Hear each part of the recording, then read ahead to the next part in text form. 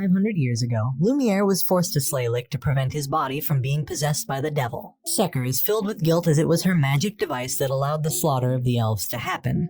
However, now it can be used to save the world. She hands it to Lumiere, who manages to suck out a great portion of Lick's magic, allowing him to be slain. Secker seals the devil away, but she knows it will eventually break. As Lumiere bleeds out, Secker uses the remaining magic from the stones to seal him inside a statue. As a side effect, she is transformed into a bird, and spends the next half-millennium waiting for Lick's 5-leaf cover grimoire to resurface. Back in the present, Lumiere and Secker burst in for round 2 against the devil as they didn't hear any bells. Asta is understandably starstruck, but Lumiere and Secker waste no time in breaking the remaining seal on Licht, bringing him back to his old self. As the devil welcomes a second chance to face his old enemies, Licht reassures Patry that he could not have known that this would all happen and tells him that he did his best. Lumiere and Licht begin their assault on the devil, who initially is overwhelmed, and is left with no openings to attack. He manages to slice Lumiere's arm in two, but before he can deliver the finishing blow, Asta is there to parry his trident. Secker heals Lumiere's arm, which the devil derides as worthless before his might.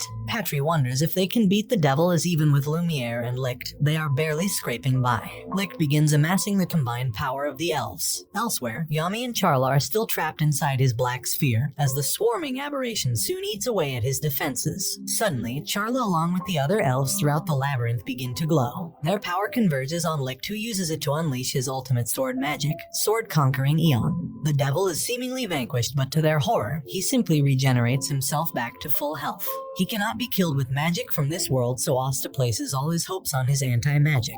Gelder and Ruchai race to find an exit, while Yami and Charla escape unscathed thanks to Licht's attack, destroying most of the swarming mass. Asta's sword begins overflowing with anti-magic, which Lumiere recognizes to be Licht's. Secker explains that in the 500 years since their last fight, another devil placed its anti-magic powers into the sword. Asta manages to destroy a piece of the devil's trident, which causes him to retaliate with even more of the Lovecraftian horrors. Asta is unable to control the sword properly, forcing the others to cover for him to escape. Yuno shows again how he is built different by condensing the traces of light magic left by Licht and Lumiere, creating a wind sword that can damage the devil. Lumiere notes Yuno's use of wind and sword magic and realizes he must be a descendant of Licht and Tesha. Asta soon does the same, and Lumiere is astounded at their staggering rate of growth. Asta and Yuno manage to land a fatal blow, but even though Asta thinks he has stabbed the devil in the heart, it does nothing but anger him, and he begins to get serious. He summons another swirling mass of tentacles, and the mages brace themselves for what is to come. While Licht and Lumiere combine their magic to protect the other mages throughout the labyrinth, Asta and Yuno are left on the attack. Elsewhere, with Charla's assistance, Yami prepares a long-range dark dimension/aim dead center at the devil. Asta and Yuno continue their assault, but Asta's demon mode nears its limit. Although they execute a perfectly timed combined attack, Asta's demon form wears off, cutting his power significantly. However, Yami the Absolute Madman unleashes a Mana Zone-empowered dark dimension/Equinox. The slash travels throughout the entire length of the labyrinth, cutting the devil in two. The nature of Yami's magic prevents him from recovering instantly, giving Asta a crucial opening. Secker, who has watched Asta grow from zero to hero, places her hope in his strength. She heals Asta, allowing him to enter his demon mode once more. Asta delivers the finishing blow, cutting the devil's heart cleanly in two. The devil is slain, but they have little time to celebrate as the swirling mass continues to devour the labyrinth. Voltos uses his spatial magic to gather everyone in one place, which he says is the first step towards his rehabilitation. They make it back to the Clover Kingdom and find it still under attack by the elf incarnates. Patry decides that William's world tree magic is the only chance they have of calming them all down, and he allows Asta to undo the reincarnation spell on him. Patry also says his final goodbyes to Rhea and Licht, and William soon returns. He uses his world tree magic to connect to all the elves throughout the kingdom, and with Asta's anti-magic, he cancels out the reincarnation spell on everyone at once. They all say their goodbyes as they begin to pass on into the afterlife. Charla tells Yami she enjoyed fighting alongside him and remarks she isn't as awkward as Charlotte is. Licht bids Rhea and his friends farewell, but promises to see them soon. Above all, he is thankful to have fought alongside his son. Asta tries to return the grimoire to him, but Licht says it is his now, and asks him to journey with it once more. As their spirits are laid to rest, he thanks the mages of the Clover Kingdom. However, still bitter at Patri's betrayal, Vades uses his reincarnation magic to bind Patri to Lick's body. He says he'll dedicate his life to his vengeance, however he decides to retreat for now. William is happy to be able to meet Patri again, but he asks Yami to take him to Julius' body. Asta and the others accompany Lumiere, whose body begins to break down. Noel is shocked to learn that Secker is actually Nero, but is actually quite perturbed at how cute she is and wonders if she is also another love rival. Secker wishes to accompany Lumiere into the afterlife, but he replies that she still has much to accomplish in this world. He thanks her for giving him another chance to fight for this world, and his body crumbles away. Thus ends a story 500 years in the making, and as Secker joins the Black Bulls, their adventures are just beginning. Julius is still alive, albeit in a smaller body, having stored some magic beforehand as a contingency plan. Although he cannot completely forgive William for his traitorous acts against the kingdom, he asks him if he is willing to serve the kingdom once more. William salutes and says that he will without fail. Later, Julius and Yami gather Asta, Mimosa, Noel, and Secker together to inform them of 3 pressing problems. First, the Wizard King is no more. Despite him being reincarnated, his powers have all but dwindled, and he is nothing more than a young boy. Regardless, it was thanks to Secker's swallowtail device that allowed him to return to life. The second and third problems are related. The Clover Kingdom may be destroyed, Asta may be killed, or both. He explains that in their current state of weakness, the rival Diamond, Heart, and Spade kingdoms may look to expanding their influence towards their borders. Furthermore, because the source of Asta's magic is from a devil, the Magic Parliament, which is the country's highest judicial authority, may use him as a scapegoat for the attack on the kingdom. Elsewhere, Augustus thanks Sec for saving him, even if it was through sheer luck. Anti-monarchist assassins attempt to kill Augustus, but he is saved by Damnatio, who also heads the Magic Parliament. A few days later, the Clover Kingdom is slowly rebuilt thanks to the efforts of the Magic Knights. Asta and Secker are summoned by the Magic Parliament to be interrogated about their involvement in the recent battle. Asta thinks they are reasonable, but he ends up being placed in handcuffs as soon as he and Secker enter. They are accused of colluding with the devil, and the nobles look on at them with distrust. When Asta testifies that the Magic Knights were only possessed into doing evil, Damnatio asks him to provide proof of the devil's existence. Secker keeps Asta from revealing his demon form, but when Damnatio threatens to execute Marie on the spot, Asta transforms to save her. News of Asta's arrest spreads throughout the kingdom, and many are appalled. Vades, Gelder, and Rufchai, who are currently doing community service, are ecstatic and celebrate the occasion. Jack attacks and tells them to get back to work. Asta's explanations fall on deaf ears, and the gallery continues to be hostile on account of his demonic-like appearance and peasant heritage. Damnatio threatens to go after the church and Hage if he does not give himself up, and says that no matter what he does, nobody will save him. But to everyone's surprise, there's one group both stupid and audacious enough to try it: the Black Bulls. They bust into the courtroom to rescue Asta, but Gauche attacks him because he was holding Marie. Secker is touched that Yami invites her into the Black Bulls, and the others are also in total agreement. He throws a robe over her shoulders, making her membership official. Yami tries to go for Damnatio's head, but he is fortunately prevented from killing him by Nozel and Fugolian, who come bearing an order from the Wizard King. Asta and the Black Bulls are to investigate the demons, and until there is solid proof of his innocence, he will be watched over by the Magic Knights. The crowd murmurs but are inclined to agree, since 2 royals have personally vouched for Asta. This brilliant politicking even catches Damnatio off guard, and he knows his hands are tied.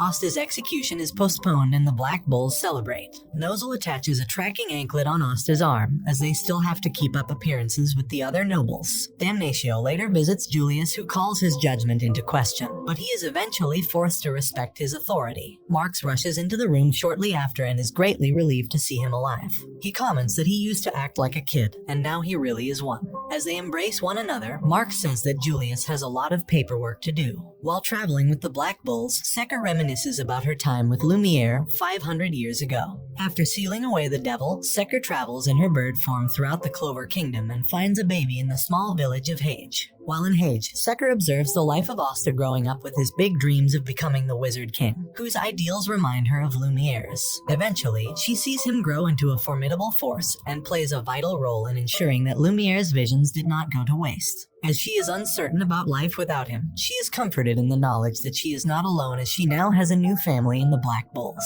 After cleaning up the Clover Kingdom, they return to the spot where the Black Bulls' base was, but they have a problem. Henry has no idea what the base looked like before. They blame him for mixing up the floor plan all the time, but it's because these idiots keep breaking everything. Asta suggests that they each give Henry a suggestion of what they want and the others agree. While Henry looks over their suggested floor plans, Noel becomes jealous when she realizes that Asta and Secker once shared a room together. Yami hands Asta a net and tells him to go and catch the monsters that escaped from the dungeons. He says that they've been out for weeks and they likely went feral again. He tells the others to split up and find the 3 monsters while he goes to take a dump. In true Black Bulls fashion, none of them get any actual work done. Asta and Noel are left alone after Secker takes to the skies to search for the monsters, while Magna and Luck end up sparring with one another after so long. The 3 Gs, Gauche, Gordon, and Gray, find the monsters in a corner of the forest. But Gordon and Gray cower behind Gauche, preventing him from casting any magic. Charmy and Vanessa end up having a picnic, leaving only Finral wanting to get the job done. However, they are picked off one by one by the monsters, leaving them with slobber all over. Asta and the others worry about Yami, but they find him being cuddled instead. He explains that he first found them when they were babies right after their parents were killed. Having pity for them, he decided to take them under his care. The rest of the Black Bulls arrive and Asta realizes that the monsters are part of the family too, even if they still think of him as food. Zor returns from his nap, just in time for Henry to reassemble their base in everyone's image, featuring a hard rock cafe-style facade. Courtesy of Magna. As they tour the base featuring a little bit of everyone's requests, they find that their sleeping quarters were based on Gordon's, which is one big room with everyone in it. Asta is open to sleeping with everyone, just as he used to at Hage. But the others are not so receptive. Henry then brings them to Yami's room, which as the monsters requested is the same cage as theirs. In the end, they decide to go back to the classic Black Bulls base and Yami reminds them of their mission to research the devils. Everything is back to normal, including Asta's daily chores. Yami drags him and Secker along to investigate their first lead of the demon's work, Charlotte's curse. Charlotte is still embarrassed after remembering how close her body was to Yami's during their fight with the devil. Things are made worse when Yami himself appears and Charlotte's brain goes into overdrive, as she has neither the emotional nor mental capacity to deal with being in the same room as him. She tries to signal Saul to get him to leave, but Saul misreads the situation and asks Yami to stay longer. Yami begins asking about Charlotte's curse, which she misinterprets as him remembering her earlier implied confession. She ends up screaming and dashes out like Roadrunner, running away from Wile E. Coyote. In the process, she prevents several crimes from taking place. Charlotte wonders if Yami thinks she is a weirdo and hopes she can have a proper conversation with him. Charlotte assembles the Blue Rose Knights to announce something very important and is prepared to resign as the captain because she likes Yami. Her announcement is initially met with silence and she fears that she has lost all rights as a captain. But to her surprise, her members squeal with glee, revealing that several of them have boyfriends of their own. Saul is left speechless. They loudly proclaim their support for their relationship, which they remark is totally like Beauty and the Beast. They begin cheering her on to confess her feelings, and she meekly agrees. At the worst possible moment, Yami shows up and the other knights excitedly push her towards him. However, Yami interprets her earlier outburst as her hating him, and the Rose Knights realize he is an oblivious idiot. In her embarrassment, Charlotte is unable to properly get her feelings across. Yami invites her to talk that night, which she assumes is for a romantic reason. But since Yami is pretty base, all he does is bring up her rose curse and she secretly hates him for getting her hopes up. She explains that the curse placed on her was the result of a mage dabbling in forbidden magic, but that is all she knows about it. She mentions that someone on his own squad has experience with curses, more so than anyone else, Gordon. Yami asks Gordon for information about his family's cursed magic in search of clues about the demons. Although Gordon earlier tried and failed in getting clues to heal Asta's arm when it was cursed by Veto, he feels more confident with his friends now by his side. They arrive at the Agrippa estate, which looks more like Dracula's castle. They meet Gordon's family, complete with a Wednesday Addams look-alike. Gordon introduces them one by one: his father, Nathan, his mother, Jonna, his grandmother, Nylenia, his little sister, Roxanne, and their dog, Nunnally. Over dinner, Gauche and the others are in discomfort at how awkward the dinner is. Nylenia hands Gray a small fleshy eyeball creature, and her face contorts in fear and disgust. When the rest of the Agrippa family leaves, Gordon finally brings up what they came for: the demons. Nathan brings them to his workshop, which he warns them is a hive of curses, poisons, and forbidden magics. He suddenly uses his cursed magic to attack Asta, but all he does is take his temperature. He reveals that he redirected the family's inherent cursed magic to heal and treat people. At low, this only started with his generation. Gordon had no idea because nobody in his family knows how to communicate. Doge points out he should get rid of all the knives, skeletons, and creepy vials if people want to think of him as a healer. Regardless, Nathan is willing to help them out and wishes to hear the details. Elsewhere, Noel visits Dorothy hoping to learn more about her mother's death, which according to Nozel was the work of a devil's curse. Dorothy transports them both into her dream world, where she conjures an image of a very affectionate Asta from Noel's thoughts. After that embarrassing display, Dorothy elaborates on the curse of Noel's mother, Asir. She explains that devils are ordinarily only contacted through sinister deals or curse magic, but nothing more. But recently, real devils have been spilling into their world, and the devil responsible for her mother's death is Magicula. Nathan uses his cursed oil magic to create a map of the kingdom, which pinpoints the locations of significant curses throughout the country. The bigger the flame, the bigger the curse. They notice that the flame over the Black Bull's base is burning quite brightly, and they wonder if it's because Yami is always constipated, but it is more likely due to Henry. They ask Nathan to expand the scope of his magic, and they find an extremely large flame toward the west. Someone in the Heart Kingdom has made an incredibly powerful deal with the devil. The Black Bulls finally find some leads on the demons, and it is a race against time to clear Asta's name. And this brings the anime to an end. Comment for part 13. Don't forget to like and subscribe if you enjoyed, and turn on the notification bell so you never miss out on another video. Until next time, take care.